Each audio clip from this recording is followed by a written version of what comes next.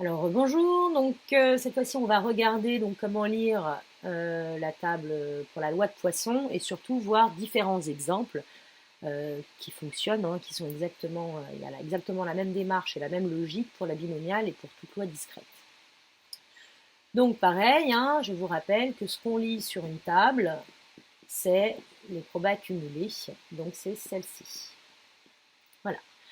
Donc ici, qu'est-ce que je cherche? Donc on va regarder un petit peu les valeurs. On va à chaque fois jusqu'à 6, 1, 2, 3, 4, 5, 6. Donc ici, je veux toutes les valeurs de 2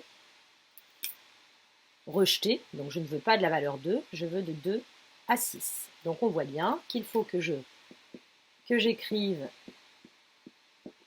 une soustraction à chaque fois. Donc ici, je veux tout le monde jusqu'à 6, parce que 6 doit être compris, mais je ne veux pas de la valeur 2, donc je rejette toutes les valeurs jusqu'à 2 inclus, donc je rejette également la deuxième valeur.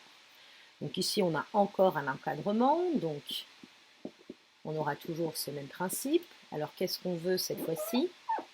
Alors cette fois-ci, je veux les valeurs de 2 à 6 rejetées. Donc je veux bien du 2, mais je ne veux pas du 6. Donc dans ce cas-là, donc je pars de 5, donc je somme tout le monde jusqu'à 5, et je retire donc que les deux dernières, donc c'est-à-dire f de 1. Ici, je suis sur la même logique, donc un intervalle. Et cette fois-ci, donc qu'est-ce qu'on veut? On ne veut pas de la sixième, on ne veut pas de la deuxième, donc on veut que celle-ci. Donc ça va être, je prends tout le monde jusqu'à 5 et je retire tout le monde jusqu'à 2. Ici, de la même façon, on est encore sur la logique d'un intervalle, mais qu'est-ce qu'on souhaite cette fois-ci? On veut de la deuxième valeur jusqu'à la sixième. Donc je prends toutes les probas jusqu'à 6 et je retire les deux premières, c'est-à-dire f de 1. Où lire ces valeurs? Où lire ces valeurs? Et bien, c'est exactement comme tout à l'heure. Je cherche la loi de Poisson de paramètre 7. Et donc, je me retrouve ici. Donc, par exemple, j'ai trouvé la bonne feuille. Et ici, donc, lambda, le paramètre lambda, ici est noté m, c'est 7. Et ensuite, ici, vous avez donc f de 0, f de 1, f de 2, f de 3, f de 4, f de 5 et f de 6.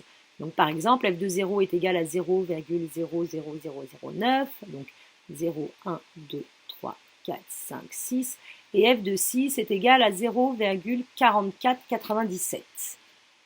Donc ici, j'aurai 0,4497. Donc normalement, vous êtes capable de lire les autres valeurs tout seul. Donc f de 2, il faudra trouver 0,0296. F de 5, il faudra donc trouver...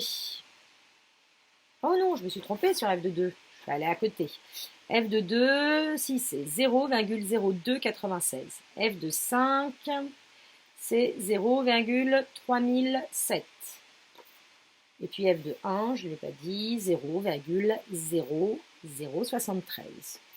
Voilà, vous savez lire les tables pour la loi de Poisson. On se retrouve pour la loi gaussienne.